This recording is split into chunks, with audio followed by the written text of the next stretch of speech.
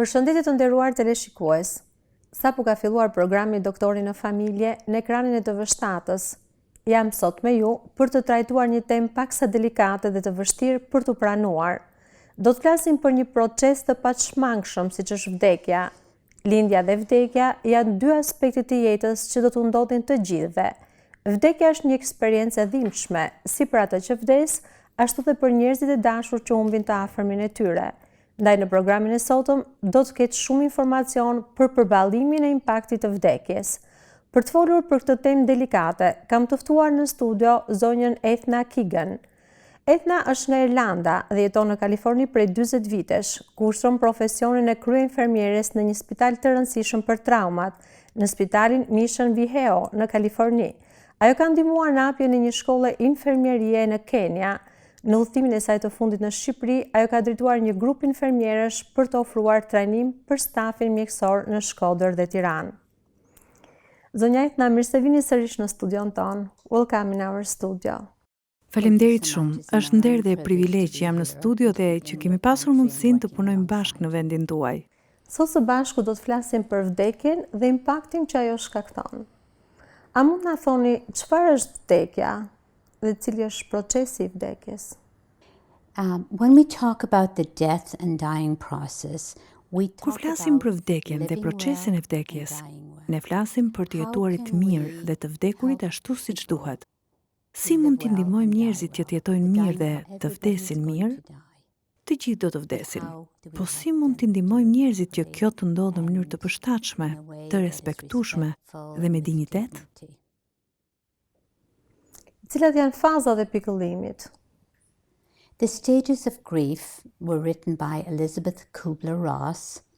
5 fazat e pikëllimit është një libër I shkruar nga Elizabeth Kubler-Ross. Këto faza, edhe pse jo gjithmonë në të njëjtin rend, janë mohimi, zemërimi, negocimi, depresioni dhe pranimi. Le të flasim për mohimin. Shumë shpesh pacientët kur marrin vesh që vuajnë nga një sëmundje terminale mendojnë, kjo nuk ka të bëjë me mua. Nuk mund të jetë e vërtet. Kështu ata shkojnë në shumë doktor, ndonjëherë shkojnë edhe në persona që premtojnë t'i shërojnë përmes fuqive mbi natyrore. Kërkojnë çdo gjë që mund të bëj punë. Shohin për mjekime alternative natyrore. Thjesht nuk besojnë që kjo gjë po ndodh atyre, ose thonë, përse mua? Përse kjo gjë po më ndodh pikërisht mua? Kjo është faza mohimit. Why is this happening to me? Then that is the denial part. Okay, then they may go through the anger stage where they're angry and they're just, they're angry. Pastaj mund të kalojnë në fazën e zemërimit. Ata janë të zemëruar me të dashurit e tyre, me personat që kujdesen në spital për ta. Janë të zemëruar me Zotin, sepse pyesin përse nuk mund të ndodhë një personi tjetër, por duhet të më ndodhë pikërisht mua? Ky është zemërimi. Më vonë vjen faza e negocimeve. Shumë shpesh, kur e dinë që janë gati për të vdekur, njerëzit do të përpiqen të negociojnë me Zotin ose me të dashurit e tyre, në mënyrë që të jetojnë më gjatë. They'll bargain with God, with whoever their God is, or their loved ones, to live longer, to try and live longer. If you do this for me, Perëndi, God, nëse ti e bën këtë për mua, atëherë unë të premtoj se do të ndjek rrugët e tua, të premtoj që nuk do të më katoj më, të premtoj se do të jem një njeri I mirë, por kjo nuk ndodh gjithmonë. Pastaj kalojmë te depresioni. Njerëzit bëhen depresiv, tërhiqen nga jeta, nuk duan që të jenë në ambiente ku ka njerëz. Ata ndjejnë se nuk kanë asnjë vlerë dhe se do të vdesin. They feel that they are not worth anything, that they're going to die. And then we have acceptance. Pastaj kemi të bëjmë me pranimin. Më në fund, ata kuptojnë se nuk mund të bëjnë asgjë për atë që ka ndodhur dhe thonë, nuk kam çfarë të bëj më në lidhje me këtë gjë. Ndaj do përpiqem të jetoj sa më mirë ditët që më kanë mbetur. Kjo mund të bëhet në mënyra të ndryshme. Ata mund të fillojnë me fazën e pranimit. Shumë shpesh mund të nisin me fazën e zemërimit. Pacientët do ta drejtojnë zemërimin e tyre kundër mjekëve, infermierëve, pra personelit të spitalit që kujdesen për të. Përse I duhet komunikuar personit dhe familjarëve një sëmundje terminale, pra një sëmundje vdekjeprurse? Përse duhet ja themi? it's important for the medical staff to communicate properly with the patient. Është e rëndësishme që stafi mjekësor të komunikojë në mënyrë të përshtatshme me pacientët. Kjo gjë e lejon pacientin që të kuptojë se çfarë po ndodh. Kjo u lejon atyre më shumë privatësi, u lejon që të qëndrojnë me familjen e tyre, të komunikosh ashtu siç duhet me ta në fazat e ndryshme të sëmundjeve terminale që ata kanë, sepse ndonjëherë një sëmundje terminale mund të marrë edhe 10 vjet përpara se ata të vdesin. Pra, jepu atyre informacionin e duhur, kështu që ata të dinë se çfarë i pret. Mendoj se kur njerëzit të besojnë, kanë më shumë respekt për ty, dhe kur kanë ndjeni për gjërat që mësojnë për to, atëherë kanë aftësi për t'i përballuar gjërat shumë më mirë. Are educated, they would be able to handle things much better. Duhet të njëjtë apo ndryshe kujdesi që duhet treguar për një fëmijë me sëmundje terminale? Both. The care of children should be handled both ways, although it is very, very important. Në fakt duhem vlerësuar të dy anët. Kujdesi për fëmijët duhet menaxhohet disi më ndryshe. Është shumë e rëndësishme që me fëmijët të bisedojmë në baza të aftësive njohëse që ata kanë, ose zhvillimit të tyre. Ne kemi nevojë që të bisedojmë me ta në nivelin e tyre. Fëmijët kuptojnë shumë nga sa mendojmë ne dhe i menaxhojnë gjërat më mirë se ne. Më shumë na duhet merrem me prindrit që duhet i informojmë. Na duhet të sillim punonjës sociale për t'i ndihmuar dhe për t'i mësuar se si të përballojnë kujdesin për fëmijën e tyre. U mësojmë se si duhet t'u flasin fëmijëve të tjerë që kanë, për t'u shpjeguar se çfarë po ndodh. Por më e rëndësishmja për t'u shpjeguar është që fëmia nuk është fajtor për atë çfarë po ndodh. Shumë fëmijë që kanë sëmundje terminale mendojnë se është për shkak të fajit të tyre, dhe është me të vërtetë shumë e rëndësishme që ne t'u tregojmë se në fakt nuk është faji i tyre dhe se kjo mund t'i ndodh çdo kujt. And it is very, very important that we show them that it's not their fault, that this can happen to anybody. Si duhen ndihmuar familjarët përpara humbjes së të dashurit të tyre? At families, it's very, very important that we look and see how the families are handling the situation. Është shumë e rëndësishme që të vëzhgojmë se si familjarët po e përballojnë situatën. Mund të kesh disa anëtar të familjes që janë të ndryshëm dhe po e përballojnë humbjen me mënyra të ndryshme. Mund të ketë edhe probleme në familje. Disa nga familjarët mbase nuk kanë folur asnjëherë me tjetrin për shumë vite, mbase ka pasur shumë probleme midis tyre. Është shumë e rëndësishme për infermieren që të ketë situatën për të kuptuar se çfarë po ndodh mes tyre. E nëse është e nevojshme, ajo duhet të ndajë anëtarët e familjes që po shkaktojnë probleme, apo që nuk janë të aftë për të përballuar me situatën. Help separate the family members that are causing problems or that are not able to deal with the situation. For example, if their mother. Marrim shembull një nënë e cila vuan nga një sëmundje terminale dhe po vdes. Dëshira e saj është që askush të mos kërkojë të bëjë gjëra shumë të mëdha për të. Dikush nga familja do të ngrihet dhe thotë: "Jo, ne do të bëjmë gjithçka për të. Ne duam ta ndihmojmë. Është detyra jonë që të sigurohemi që ajo të jetë mirë." I gjithë kjo vjen prej ndjesisë së fajit. Njerëzit besojnë se nuk kanë kaluar kohën që duhet me nënën e tyre. Ata nuk kanë zgjidhur çështje të caktuara që kanë të bëjnë me faljen, ose nuk kanë folur me anëtarët e familjes për shkak se kanë debatuar dhe janë zënë me njëri tjetrin. Pra, për infermierët, është shumë e rëndësishme që të shohin se si familjet po i menaxhojnë këto situata. Dhe nuk duhet folur vetëm me një pjesëtar të familjes dhe t'i lësh të tjerët jashtë. Është shumë e rëndësishme që t'i përfshish dhe mos t'i përjashtosh edhe anëtarët e tjerë. One family member and leave the other one out. It's important to include and not isolate the family members. Do të vazhdojmë bisedën më njëherë pas një shkëputje publicitare. Na ndiqni.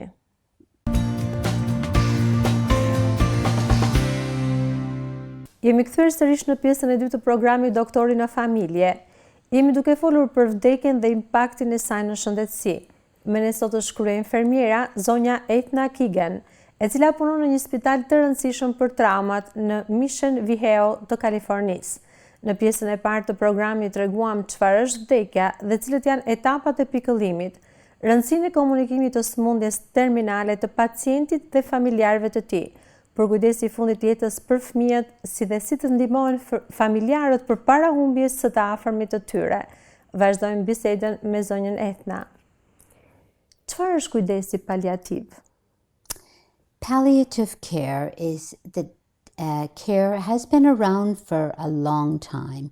It just Kujdesi hasn't been paliativ. called palliative Ky lloj care. kujdesi për njerëzit ka shumë kohë që funksionon. Thjesht nuk është njohur më parë si kujdesi paliativ dhe nuk ka qenë njohur për njerëzit e as nuk është folur për të. Ajo çfarë nënkupton ky term është kujdesi që tregohet për dikë në fazat kur ai është duke vdekur.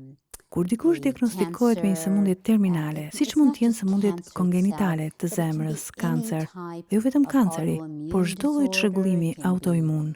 Këto mund të jenë sëmundje të ndryshme, por kanë një diagnozë terminale, e thënë ndryshe. Ato të shkaktojnë vdekjen. Terminal diagnosis. In other words, it causes you a death.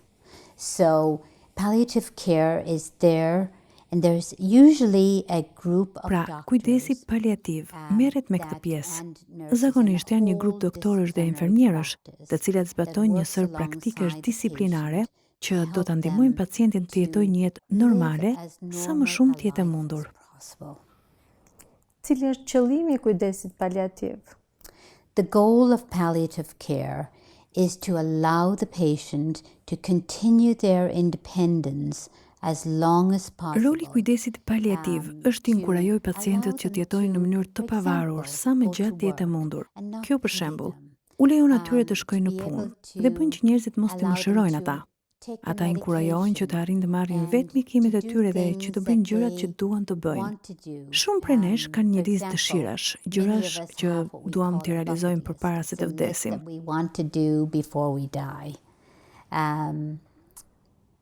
An example for me is many years ago Të jap një shembull për veten time. Shumë vite më parë, gati 20 vjet të shkuara, unë lexova një libër mbi malin e zi. Ky libër më inkurajoi që të shkoja dhe ta shija këtë vend, ndaj e vura këtë në listën e gjërave që doja të bëja përpara se të vdisja.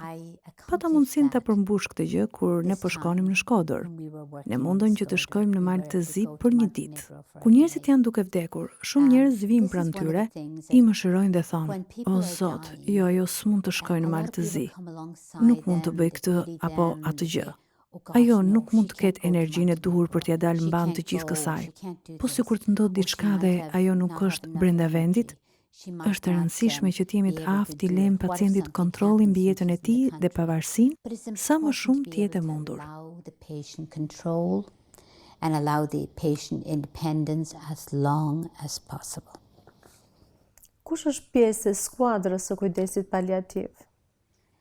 Who is part of the team of the palliative care? Cilat persona janë pjesë e skuadrës që merren me kujdesin paliativ? Më së pari ne kemi një skuadër doktorësh të specializuar që janë shumë të dashur, të dëmshur dhe mirëkuptues.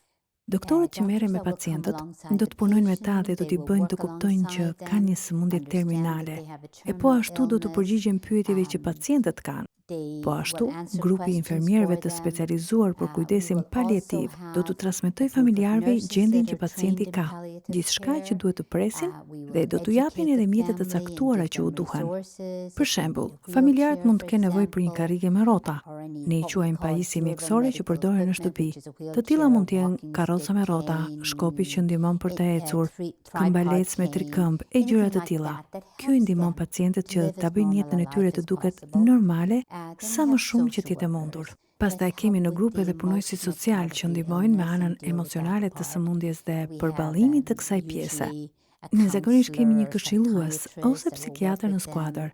Ata punojnë me pacientit për t'i ndihmuar që të përballojnë ankthin dhe depresionin që vjen kur e di se ke një sëmundje terminale. Pastaj kemi edhe kujdestarët që i vizitojnë pacientët në shtëpi për të bërë gjëra që i ndihmojnë të sëmurët në ambientet ku jetojnë dhe pranë familjarëve. With the family. Cili është roli i punonjësit social në këtë skuadër? The role of the social worker is to help the families understand the illness. Roli i punonjësve social është të ndihmojnë familjet të kuptojnë sëmundjen dhe të mësojnë të bëjnë gjëra që janë të rëndësishme për pacientin. Të afërmve duhet të mësojnë që t'u japin pacientëve hapësirën e duhur dhe privatësinë e tyre dhe po ashtu Pacienti duhet të pushojë mjaftueshëm. Nuk është e nevojshme të qëndrojmë ngjitur pas tij ose mos t'i lëmë të kaloj kohë me veten e tij. Për shembull, mua më pëlqen shumë të lexoj dhe këtë gjë do bëja. Do doja të kisha kohën time të qetë për të lexuar, më pëlqen koha e devocioneve në mëngjes dhe të flas me Zotin, dhe të kaloj një kohë të qetë me të dhe të lexoj Biblën. Duhet të kem paqen për ta bërë këtë dhe ju të kem dikë që të më thotë vazhdimisht: "A je mirë? A ka ndonjë gjë që mund të bëj për ty?" Kjo mund të bëj personin që të zemërohet. Roli i punojëse sociale është që t'i edukoj familjarët në lidhje me këtë dhe po ashtu të ndihmoj familjarët të pushojnë dhe të qetësohen. Help the families get rest as well. Çfarë ndodh me një person i cili ka ndihmuar një të smur me sëmundje terminale ose një familjar që ka humbur të afërmin e tij dhe ka parë këtë proces vdekje? Çfarë ndodh me këtë person? The caretaker or loved one or person that's at home with the dying patient, they are working really, really hard. Kujdestarët janë njerëzit e dashur ose persona që qëndrojnë në shtëpi me pacientin që është duke vdekur.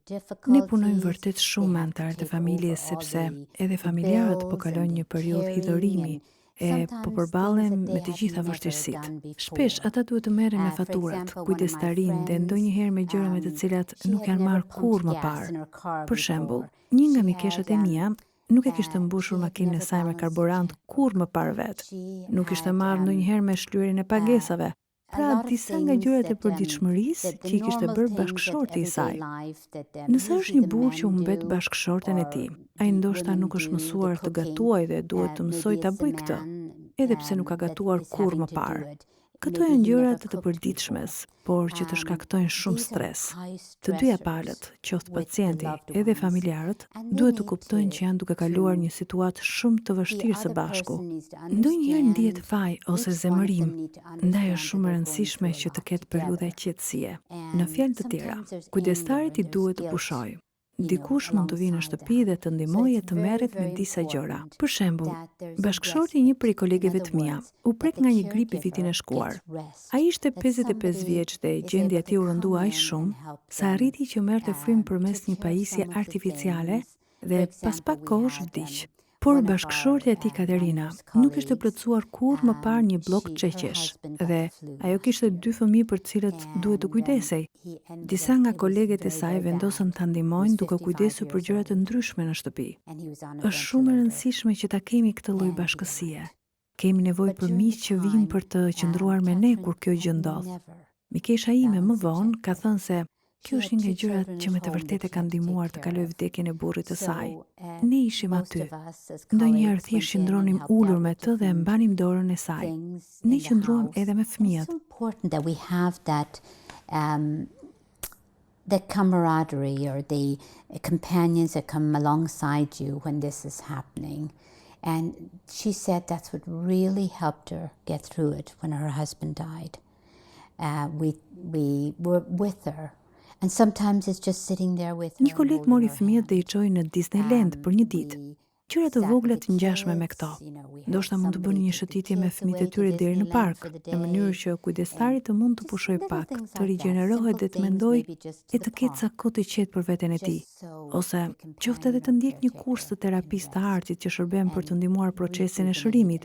Kështu kujdestarët mund të largojnë stresin dhe të qetësohen dhe pastaj të përballen sërish me situatën. Ne të gjithë si qenie njerëzore kemi nevojë për pak kohë, ku mund të pushojmë dhe të qetësohemi. Akoma më shumë kur një person është duke vdekur. We need that little downtime to rest and relax, and even more so when a person is dying. Si mund të ndihmojmë ne këta persona? What is important to look for in caregivers during the death? Çfarë është e rëndësishme që të vëmë re tek një kujdestar është sa ta mbyllen në vetvete gjatë procesit dhe pas procesit të vdekjes. Ato mundohen të fshehin faktin se kanë nevojë për ndihmë. Këta persona mund të thonë, jam shumë mirë, mund të kujdesem për këtë situatë. Do të jem shumë mirë, por është e rëndësishme që të jemi të aftë të njohim disa shprehi të vogla të fytyrës. Kur i shohim me kujdes, mund të dallojmë nëse kanë fjetur mjaftueshëm. Mbas se t'i ndihmojmë të kenë një lloj terapie qetësuese, për shembull, t'i çojmë në një vend ku ofrohet një masazh, ose për të bërë një pedikyr ose manikyr. Gjëra të vogla. Vini re gjëra të tilla. Ne si miq mund t'i dallojmë shenjat e njerëzit e tjerë. Mund të shohim se çfarë janë duke kaluar thjesht duke I parë në sy, sepse ndoshta ata nuk po flen aq sa duhet. Because we, as friends, we will see these in other people. We'll see what's going on in their eyes. Maybe they're not sleeping. Zonja Eithne, ju falenderoj shumë që pranuat ftesën tonë dhe u bët pjesë e programit tonë. Kënaqësi që ishim së bashku. Thank you so much.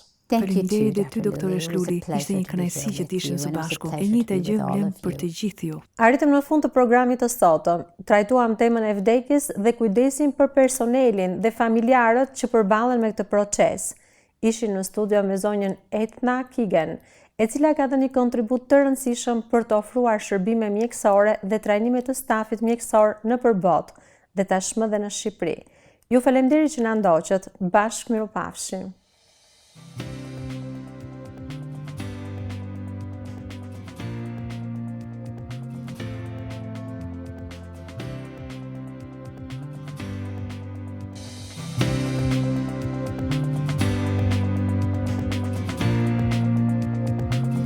Shqipësoni. Diela është